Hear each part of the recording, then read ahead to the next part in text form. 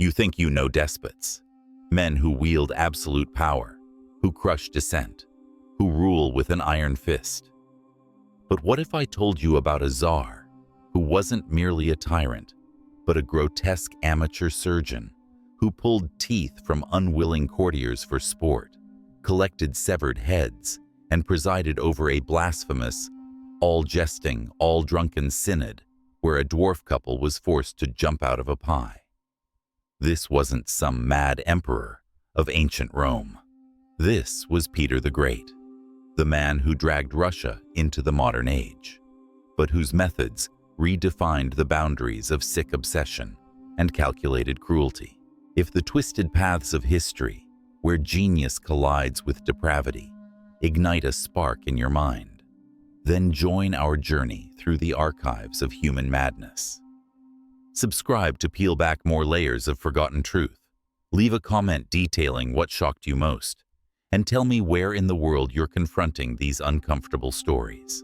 The Tsar of all Russia, for example, could often be found not on a gilded throne, but in a makeshift operating theater, perhaps a dimly lit chamber within the Kremlin, brandishing not a scepter, but a pair of crude dental forceps. This was Peter the Great, whose obsession with Western science wasn't confined to grand naval blueprints or architectural designs. No, his hunger for progress plunged into the very flesh of his subjects, quite literally.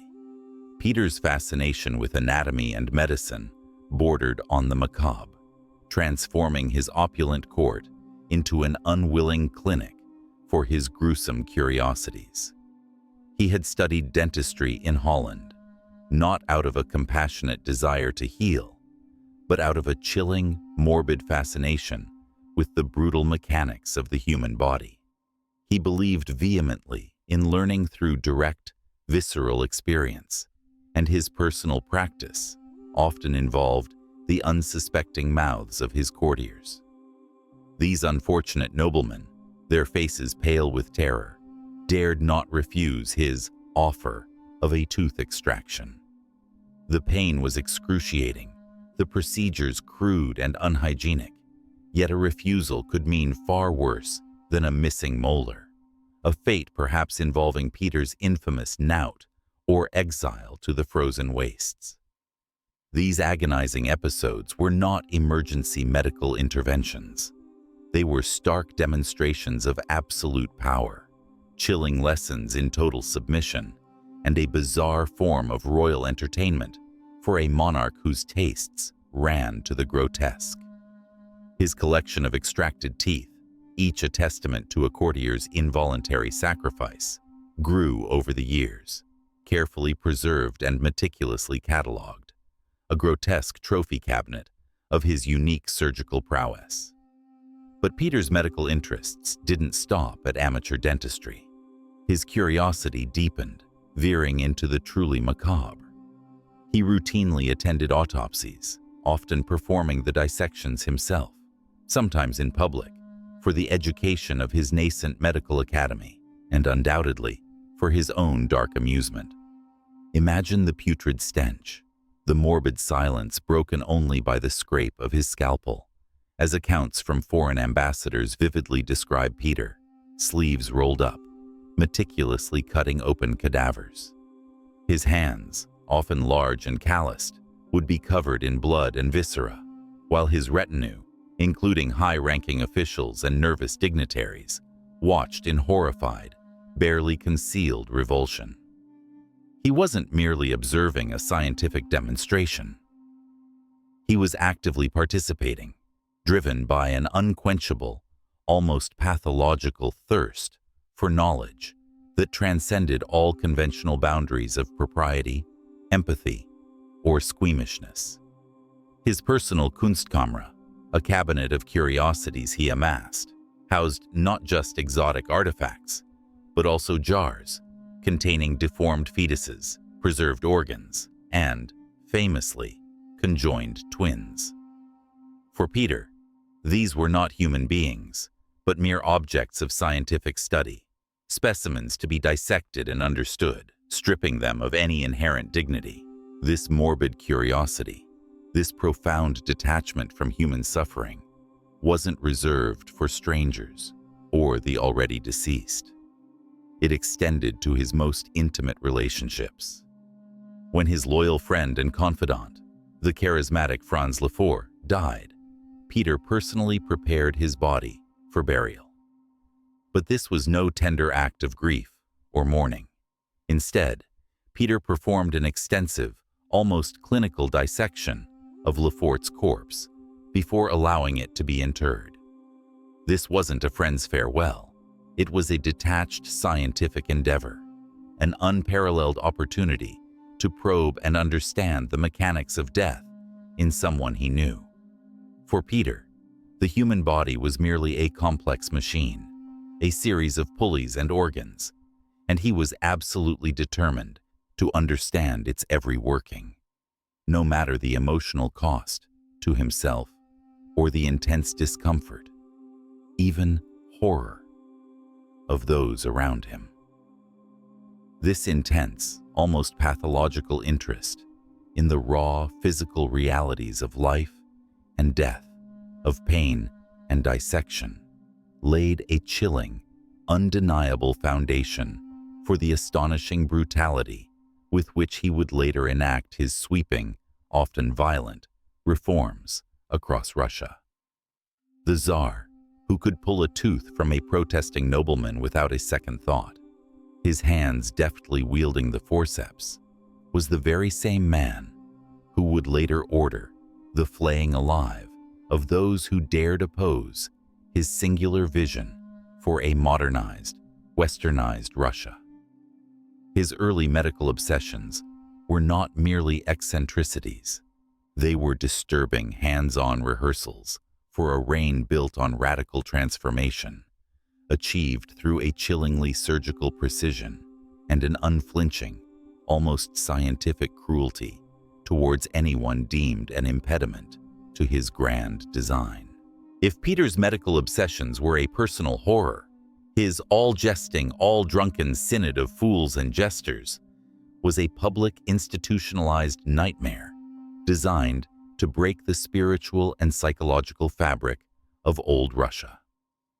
Created in 1694, this wasn't merely a satirical club.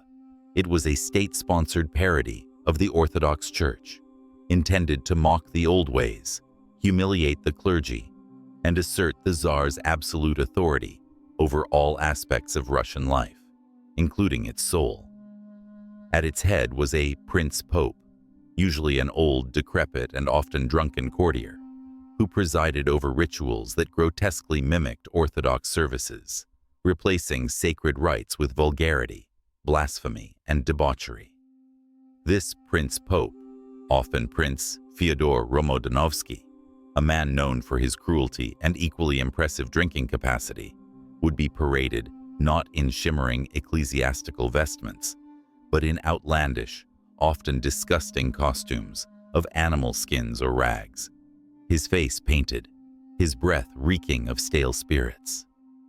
His cardinals and bishops were equally disreputable members of Peter's inner circle, forced to don similar grotesque attire, their traditional noble dignity systematically stripped away with each forced laugh and drunken stumble. The synod's gatherings were compulsory for Peter's inner circle, noblemen and officials alike, who were forced to participate in orgies of drinking, singing obscene songs, and performing humiliating acts. Imagine being a devout nobleman, a pillar of traditional Russian society, forced to dress in ridiculous costumes, drink copious amounts of alcohol until you passed out, and participate in processions where the Prince Pope was carried on a sleigh drawn by bears, accompanied by shouts, whistles, and drunken revelry that shattered the solemnity of Moscow's streets. The clamor was deliberately deafening, the mockery of sacred processions meticulously planned to inflict maximum spiritual and social agony. Every traditional symbol of piety was inverted, twisted into an instrument of scorn. Instead of carrying holy icons, participants might bear grotesque images of Bacchus or lewd caricatures of saints. The air, usually thick with incense during religious rites, would instead be heavy with the stench of cheap vodka, sweat, and vomit, as Peter systematically desensitized his elite to sacrilege. The objective was clear: to break down personal dignity, religious conviction, and any lingering loyalty to traditional Russian values. Resistance was unthinkable, as Peter's punishments for non-compliance were legendary and brutal. Those who feigned illness or tried to avoid the synod faced public humiliation, fines, or even torture. A nobleman caught trying to escape might find himself publicly stripped, branded, or even subjected to the knout, the brutal multi-thonged whip, by Peter's own hand or on his direct order. Others might be forced to wear a humiliating placard or drink an entire keg of spirits in one sitting, often leading to alcohol poisoning and death. The Tsar created an atmosphere where the fear of Peter's wrath far outweighed the fear of eternal damnation. This wasn't merely about political loyalty. It was about crushing the soul, ensuring that his closest associates would be spiritually compromised, unable to find solace or moral grounding outside his absolute dominion. The ceremonies of the synod were meticulously designed to invert and desecrate every aspect of Orthodox worship. Instead of prayer, there was drunken shouting and vile obscenities. Instead of hymns, there were vulgar songs echoing through the Kremlin. Instead of sacred vestments, participants wore grotesque costumes made of animal skins or rags, some adorned with phallic symbols or crude images of devils. The synod's patriarch would bless attendees not with holy water, but with vodka, often pouring it down their throats until they choked, sometimes even holding their noses to ensure complete consumption. Instead of candles, there were flaming brands. Instead of holy readings, there were bawdy recitations and blasphemous sermons. The confessionals were mock trials, where courtiers were forced to reveal embarrassing secrets or engage in public self-degradation. Every element was crafted to be as offensive and psychologically destabilizing as possible, eroding the very concept of sanctity. The most infamous event was often the wedding of two dwarves, who were forced to emerge from a giant pie, then paraded around in mockery of traditional weddings. This wasn't just dark humor. It was a profound act of psychological warfare and social engineering. Dwarves, often seen as natural jesters or figures of amusement, were forced into roles that mocked one of society's most sacred institutions, marriage, and implicitly, the sanctity of human relationships and procreation. The spectacle was designed to be deeply uncomfortable, a deliberate defilement of innocence and tradition, witnessed by an unwilling court. It served as a crucible for Peter's inner circle, ensuring that only those completely subservient and willing to abandon all pretense of traditional morality would remain in his favor. They were being forged into an elite utterly detached from the old ways, immune to moral scruples, and bound only by their shared complicity in Peter's sacrilegious spectacle. Peter himself was a frequent and enthusiastic participant, often leading the revelry and forcing his courtiers to drink themselves into oblivion. He would personally oversee the forced consumption of alcohol, his piercing eyes scanning faces for any hint of reluctance or disgust, ready to punish the faint-hearted. Accounts from foreign ambassadors describe Peter, his face flushed with drink and cruel amusement, engaging in crude jokes and reveling in the discomfort of his subjects. He saw the synod as a necessary tool for shattering the conservative mindset of the Russian nobility and clergy, paving the way for his radical westernizing reforms. By forcing his most powerful subjects to engage in such blatant sacrilege and debauchery, he was not only testing their loyalty, but also destroying their moral compasses, making them utterly dependent on his will and vision. The Synod was a terrifying innovation in state control, a systematic campaign of psychological terror, using forced participation in blasphemous rites to consolidate power and dismantle traditional society. It cemented Peter's reputation as a ruler willing to go to any lengths, no matter how depraved or brutal, to achieve his singular vision for Russia. This relentless assault on the minds and spirits of his subjects, a calculated campaign of desecration and humiliation, underscored the chilling surgical precision and unflinching cruelty that characterized Peter's approach to anyone deemed an impediment to his grand design, preparing his court for even more monstrous displays of absolute power. Perhaps no act illuminates Peter the Great's chilling resolve and brutal capacity for control more than his tragic relationship with his own son and heir, Alexei Petrovich. From his earliest days, Alexei was a stark, living contradiction to his father's fervent will. Born to Peter's first wife, Eudoxia Lopukhina, a woman Peter later exiled to a convent for her adherence to traditional ways, Alexei inherited his mother's piety and her quiet conservatism. While Peter was tearing down the old Russia and embracing the West with a frenzied, almost pathological zeal, Alexei clung to the familiar, finding solace in the hushed solemnity of Orthodox churches and the company of priests who whispered of the spiritual purity of ancient Rus. Peter, who saw the future of Russia as an extension of his own formidable will, could not tolerate this ghost of the past embodied in his own flesh. He envisioned a successor forged in his own image, a modern, ruthless reformer, a Tsar, who would complete the violent metamorphosis of the nation.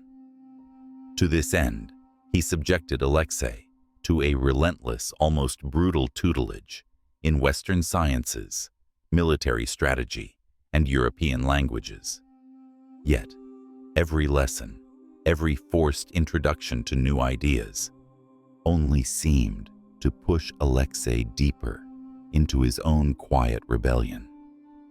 He was a son trapped, suffocating under the weight of a father's impossible expectations, often retreating from his father's relentless demands into periods of quiet contemplation, heavy drinking, and furtive conversations with those who shared his yearning for the old ways. The marriage arranged for Alexei in 1711 to Princess Charlotte of Brunswick-Wolfenbüttel was not a union of affection, but a cold, calculated political maneuver. Charlotte, a German princess, was a living symbol of the Western alliances Peter so coveted, a tangible embodiment of the future he demanded for Russia. For Alexei, it was another chain forged by his father, another alien imposition. He treated her with a chilling neglect that bordered on cruelty, openly preferring his Finnish mistress, Afrosinya. Charlotte, isolated and unhappy, eventually died in 1715, just days after giving birth to their son, Peter, leaving Alexei with a profound sense of loss, and Peter with renewed fury at his son's perceived dereliction of duty. Peter's patience, always thin, now utterly frayed, culminated in a brutal ultimatum. In 1716, he demanded Alexei either commit fully to his reforms, embrace the military life, and secure a suitable second marriage, or renounce his right to the throne and become a monk. This wasn't an offer. It was a psychological weapon, forcing his son to choose between an existence he abhorred and a spiritual death he might, ironically, have welcomed had it not been dictated by his father. Faced with this impossible dilemma, and consumed by a paralyzing fear of his father's increasingly volatile temper, Alexei made a desperate, fateful decision. He fled Russia in October 1717, seeking asylum with his brother-in-law, the Holy Roman Emperor Charles VI, first in Vienna, then in the more remote fortress of Ehrenberg in Tyrol, and finally, Naples. It was a cry for help, a desperate gambit for freedom from a father he perceived as a tyrant. This flight was more than an act of profound defiance. It was, in Peter's eyes, an open challenge to his absolute authority, a direct threat to the very reforms he had bled and brutalized a nation to achieve. For the Tsar, it was not merely a son's disobedience. It was an act of high treason, a potentially catastrophic threat to the stability of his carefully constructed modern Russia. The news reached Peter, then in Europe, like a personal wound, sparking a fury that shook diplomatic circles. He immediately dispatched his most ruthless and cunning agents to bring Alexei back. At the head of this grim delegation was Count Peter Tolstoy, the cunning chief of Peter's nascent secret police, a man whose loyalty was matched only by his Machiavellian skill. Tolstoy tracked Alexei across Europe, a shadow pursuing a ghost, eventually cornering him in Naples. He lured the prince back with carefully crafted, utterly false promises of Peter's forgiveness, a quieter life, and the restoration of his favor. These assurances, spun with practiced ease, were, of course, a brutal deception designed to mask the iron will of a father who saw only an impediment to his grand design. Upon Alexei's return to Russia in February 1718, the facade of forgiveness crumbled with chilling speed. He was immediately seized and imprisoned in the dank, foreboding confines of the Peter and Paul fortress, a stone testament to Peter's grim modernity. The subsequent investigation was a chilling display of Peter's unyielding will, an inquisition driven by paranoia and an absolute hunger for control. Alexei was subjected to a relentless series of interrogations, often under torture, personally overseen by his father, who believed, or perhaps desperately needed to believe, that Alexei was merely the figurehead of a broader conspiracy to overthrow him and restore the old order. Peter's piercing gaze would fix upon his son during these sessions, searching for signs of weakness, for names, for any confirmation of his fears. Beatings with the knout, a heavy leather whip designed to flay flesh from bone, were administered to extract confessions, not just from Alexei, but from anyone remotely connected to him. His closest friends, advisors, and even his beloved mistress, Afrosinia, were subjected to unspeakable horrors, many dying under torture, their loyalty to the prince deemed an unforgivable treason against the Tsar. Afrosinia, in particular, under agonizing duress, implicated Alexei in treasonous remarks, sealing his fate. Under this sustained, brutal pressure, Alexei eventually confessed to vague plans of rebellion, driven more by his abject terror and a desperate desire to end the agony than by any concrete plot. His confession spoke of a yearning to see his father's reforms undone, a sentiment undoubtedly true, but twisted into an admission of high treason.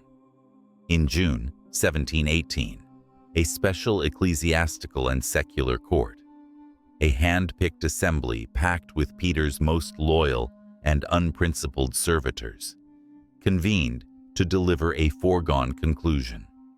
They condemned Alexei to death, finding him guilty of conspiring against his father and the state.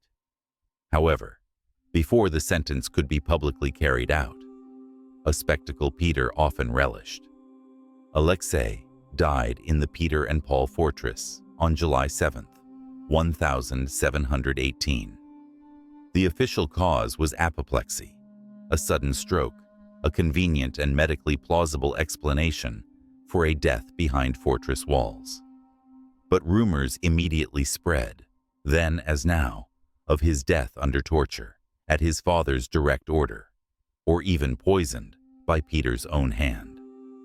Regardless of the exact obscured cause, Alexei's death was undeniably a direct consequence of Peter's brutal ambition and unshakable resolve to eliminate any perceived threat to his vision for Russia, even if that threat was his own flesh and blood.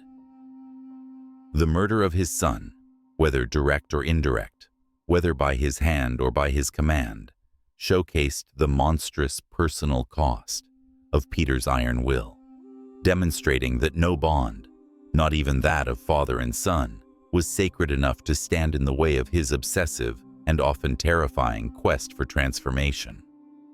It was a chilling declaration that in Peter's Russia, loyalty to the Tsar superseded all natural human affections, and descent, even from an heir, would be met with the ultimate unforgiving price. Peter the Great's reign was not just marked by scientific curiosity or bureaucratic reform. It was underscored by a relentless, public, and often personally directed campaign of terror designed to crush dissent and enforce obedience. His preferred method of statecraft was frequently the spectacle of pain, culminating in horrifying public executions and widespread torture that served as grim lessons for anyone contemplating resistance. This wasn't merely the byproduct of a volatile temperament. It was a calculated, brutal instrument honed to sever Russia from its past and forge it anew in Peter's image, a declaration that no tradition, no loyalty, not even family, would stand against his will.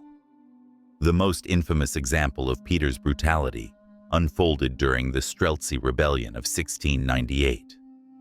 While Peter was abroad in Europe, absorbing the modernity he so coveted, the Streltsy, traditional Russian musketeers, deeply entrenched in the old order, rebelled against his perceived foreign influences and long absence.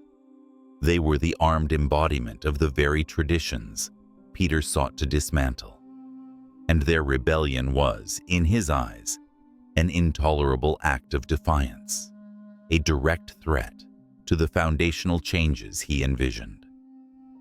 Upon his furious return, Peter personally oversaw the interrogation and punishment of the rebels. This was not a detached act of state justice administered by faceless bureaucrats. It was a visceral, hands-on demonstration of royal vengeance, delivered with a chilling, personal intensity. He plunged himself into the dark heart of the retribution, using the knout himself, tearing flesh from the backs of prisoners to extract confessions, not just of the rebellion itself, but of a vast imagined conspiracy. He was obsessed with uncovering a network of enemies, seeing treason everywhere, and his methods were chillingly effective in generating confessions, however unreliable or born of sheer agony. The rack, the wheel, and burning coals were not just tools, but a language, speaking Peter's absolute demand for obedience. He believed that only through such excruciating pain could the hidden truths and the names of his enemies be brought to light. The subsequent executions were a grotesque display, designed to break the will of Moscow itself. Over 1,200 Streltsy were condemned and slaughtered, many of them publicly, their bodies left hanging from gallows for months as a stark, decaying warning. Some were beheaded directly beneath the windows of Peter's half-sister Sophia, whom he suspected of masterminding the plot from her convent cell, forcing her to confront the horrific consequences of her imagined defiance, watching her former supporters bleed out as macabre ornaments to Peter's wrath. Accounts from foreign observers detail the chilling scenes with a horrified fascination that underscored their barbarity. Peter, often riding through the blood-soaked streets on horseback, would personally point out prisoners destined for the gallows or the chopping block.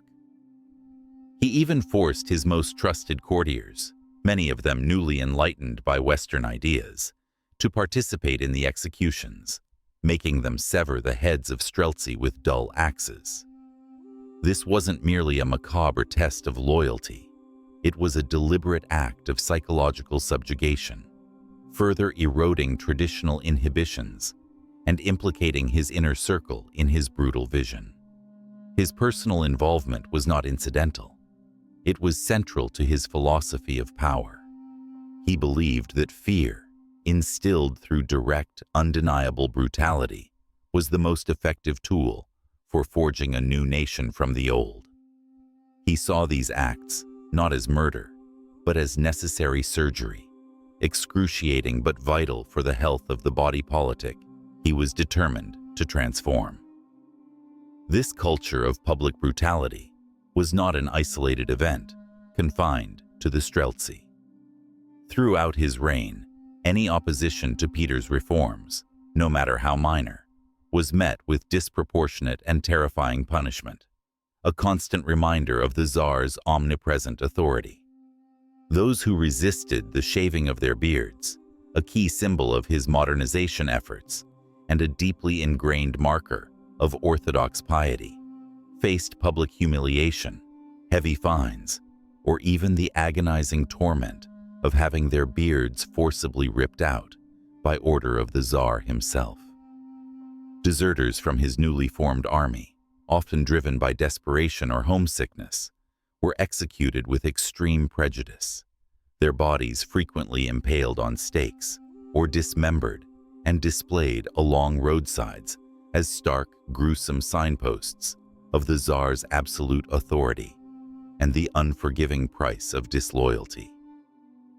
The construction of St. Petersburg, his grand window to the west, was itself a monumental act of forced labor and immense human suffering, built not merely on swampy earth, but on the bones of tens of thousands who perished from disease, starvation, and grueling conditions. The sheer scale of human sacrifice for this architectural triumph was staggering, making the city a silent monument to both Peter's vision and his terrifying indifference to human life, a permanent scar on the landscape. Peter's obsession with control and his willingness to use extreme violence were not merely acts of a cruel man. They were systematically applied instruments of state transformation.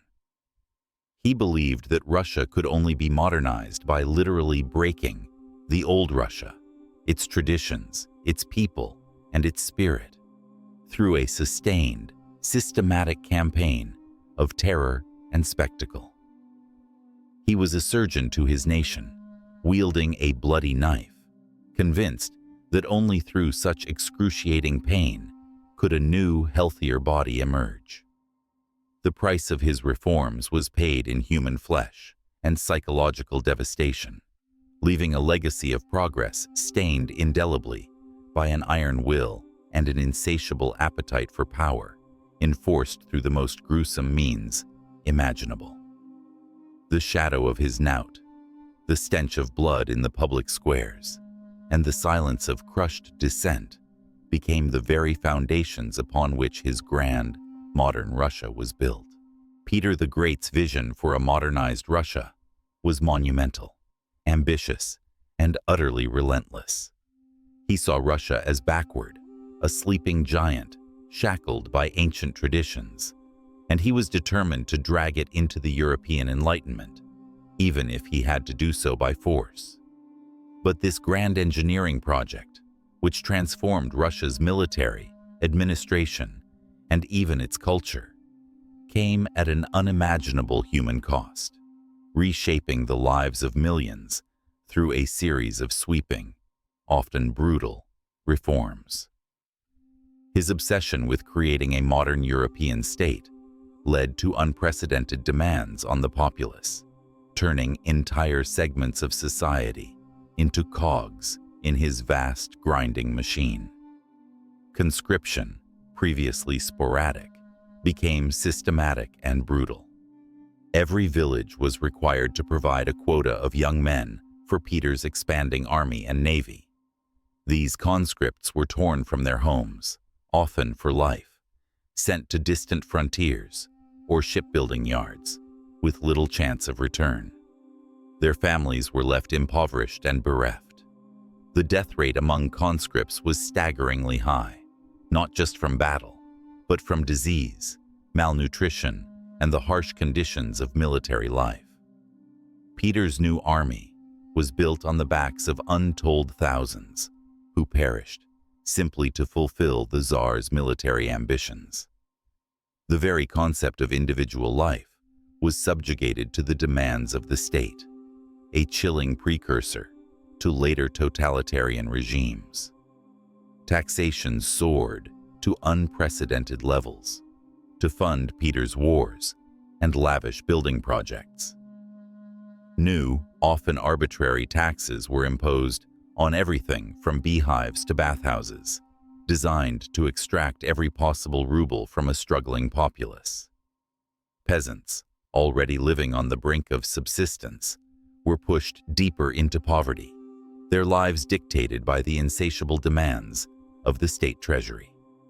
This economic exploitation was enforced with ruthless efficiency, leading to widespread discontent, banditry, and desperate acts of rebellion, which were, in turn, crushed with Peter's characteristic brutality. The administrative reforms that established a highly centralized bureaucracy while improving efficiency also tightened the grip of the state on every individual, leaving little room for personal freedom or local autonomy. Perhaps the most visible and physically demanding of Peter's projects was the construction of St. Petersburg. Built on a swampy, inhospitable delta, this magnificent city was literally erected on bones. Tens of thousands of serfs and forced laborers were conscripted from across Russia, ordered to work in unimaginable conditions. They toiled in freezing temperatures, battling disease, starvation, and exhaustion, with inadequate tools and no medical care. It's estimated that hundreds of thousands died during its construction, their bodies buried in the very foundations of the city. St. Petersburg was a triumph of Peter's will, a symbol of his determination to build a new Russia. But it was also a monumental tomb, a chilling testament to the human price of his vision. Beyond the physical toll, Peter's reforms waged a psychological war on Russian identity. He forbade traditional Russian dress, forcing his courtiers to adopt Western clothing and customs. He banned beards, a sacred symbol of masculinity and Orthodox faith, ordering barbers to forcibly shave those who refused. He decreed that noblemen learn German and French and attend lavish, often chaotic, European-style assemblies that replaced traditional Russian gatherings. These weren't just superficial changes. They were a deliberate attempt to break the cultural norms of generations, to sever Russia from its past.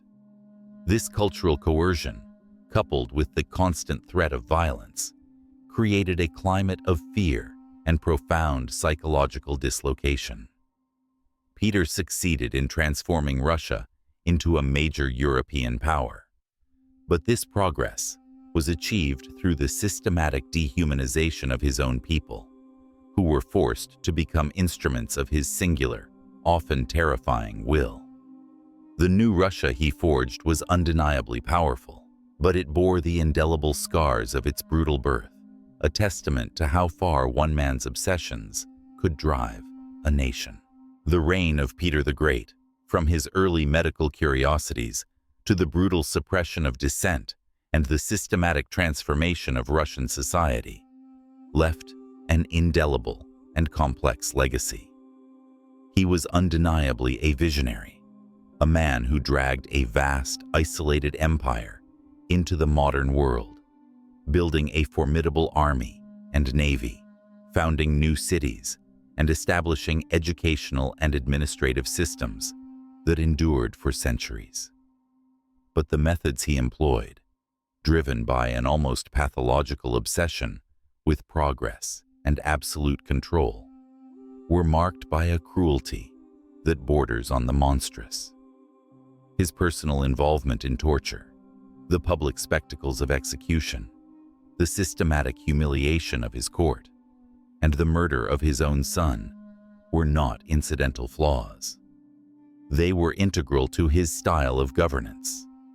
Peter believed that humanity, especially Russian humanity, needed to be beaten, sculpted, and forced into a new shape, much like a raw piece of iron, heated and hammered into a tool.